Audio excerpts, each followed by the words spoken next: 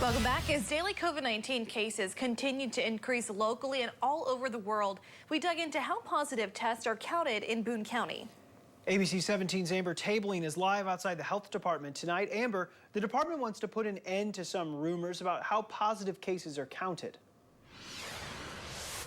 Deborah Lucas, I spoke with Scott Clardy with the Columbia and Boone County Health Department today. He said that the health department counts a positive case if someone has an active infection. So an antibody positive test result would not be counted in the health department's numbers that they release daily.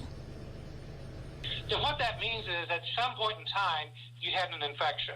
It does not mean that you currently have an infection, and it also doesn't mean that you necessarily are immune from getting the infection again. Clardy said another question the health department has been asked is if someone has more than one positive test result, is that counted as a positive test each time? We count the number of positive people, not the number of positive tests. So if a person would have 3 positive tests, they're in our data once, not 3 times. Clardy said the health department counts the tests this way because they want to get an idea of how widespread and prevalent the illness is in Boone County. He said if they counted every single test that was positive, the numbers would be very excessive. The health department is now trying to figure out how they would count someone who once tested positive for COVID-19, completely recovered, but then tested positive for the virus 6 to 7 months later. There's a possibility that that person may be counted twice because we think that that's 2 separate infections.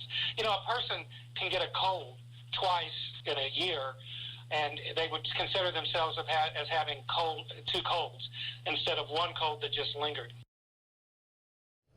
Now, Scott Clardy did say that the health department was talking about how this could be different on a case-by-case basis, but he said they won't know for sure until something like that happens here in Boone County. He said this is something that they plan to discuss further.